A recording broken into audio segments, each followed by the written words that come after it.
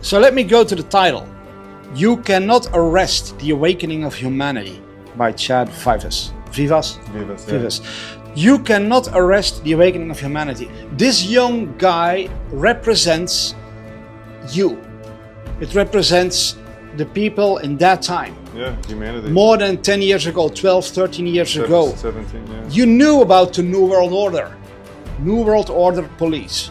You knew their plan was to arrest everyone who was dissenting. Refuse the vaccine, yeah. That was the plan.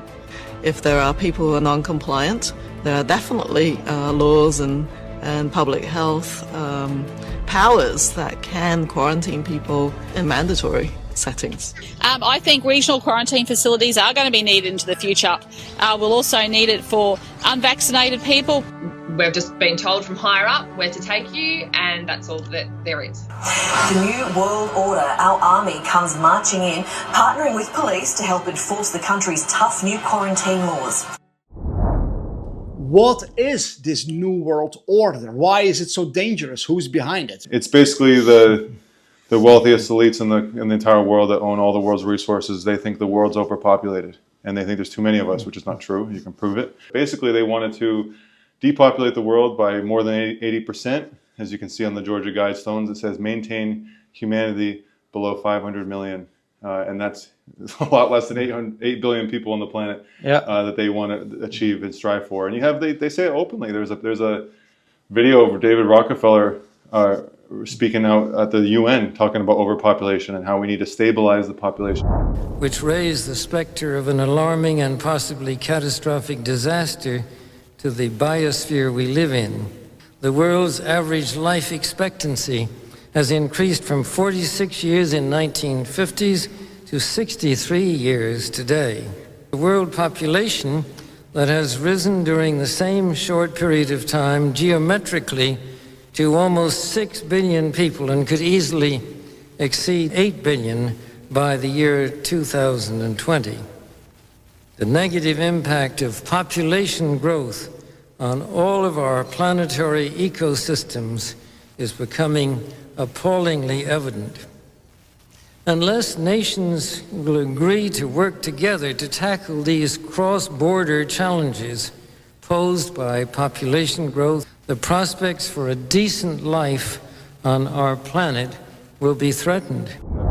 Bill Gates talking about we need to, on his TED Talk, how we can bring the world's population down with new vaccines, and it's too many people. First, we've got population. The world today has 6.8 billion people. That's headed up to about 9 billion. Now, if we do a really great job on new vaccines, healthcare, reproductive health services, we could lower that by perhaps 10 or 15%. Rockefeller's created the Population Council, and these people openly state that the world's overpopulated, and then they also happen to be the biggest proponents of vaccines and chemical injections into people. Yeah. So their plan was to force vaccinate humanity. They were going to create a pandemic type scenario where they needed to scare the public into thinking they need to accept these new totalitarian measures to keep them safe. It's the same thing as the Patriot Act. Oh, we need to take away your freedoms to keep you safe. And their plan was to roll out a mass vaccine campaign. And this is something that I was learning in 2007 and 2008. And we all thought it was going to happen with swine flu back then.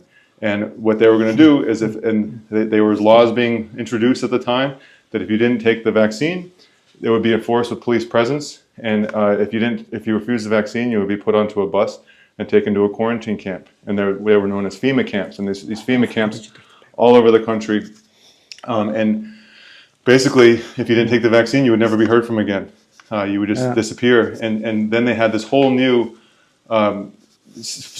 form of society that they had ready for the whole world. And it was outlined in a document that's now referred to as the Lockstep document. But I think it was called Scenarios and Technology for the Future, released by the Rockefeller Foundation, where they talk about a more tighter form of top-down authoritarian government. There was going to be biometric surveillance, digital IDs, which we later saw with Bill Gates and his ID 2020. And it's crazy because this is what they call you a conspiracy theorist for talking about this, even though it's public information. You can go to MIT's own website. They talk about Bill Gates' project to create quantum dot dye tattoos, where they were going to create literal barcode tattoos where they would be scannable with a smartphone that stores your vaccine and your medical history, and it would be connected to a digital ID, to your Facebook, to your driver's license, your social security, and it was going to be implemented with vaccines. It would be get a barcode tattoo.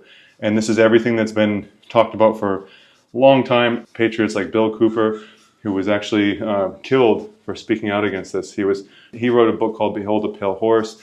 He was a naval intelligence officer with Q clearance that became a whistleblower and started speaking out on everything he found out. What is Q clearance? Q clearance is the highest level of clearance basically that exists in the government. So Bill Cooper had Q clearance. He had the highest access to all the top secret and classified information, and he was horrified by what he saw, and he became a whistleblower speaking out against the New World Order and how they had this plan to depopulate humanity and round up dissenters into camps. They were going to suspend the Constitution, use continuity of government as a way to suspend the Constitution and round people up into camps. Massachusetts, the legislature is acting rapidly on a bill updating what the state can do at a public health emergency. That bill has languished on Beacon Hill for some time, but with the flu outbreak, it's now racing through the legislature. NECN's Josh Brugadier is at the State House in Boston tonight. Josh? RD, the state Senate passed this bill, Bill 2028 today. They did so unanimously, and it gives the governor and the health commissioner the power to act in the public's interest in case in any kind of medical emergency. Timing sped up a hearing and ultimately unanimous Senate approval of the Pandemic and Disaster Preparation and Response Bill in Massachusetts.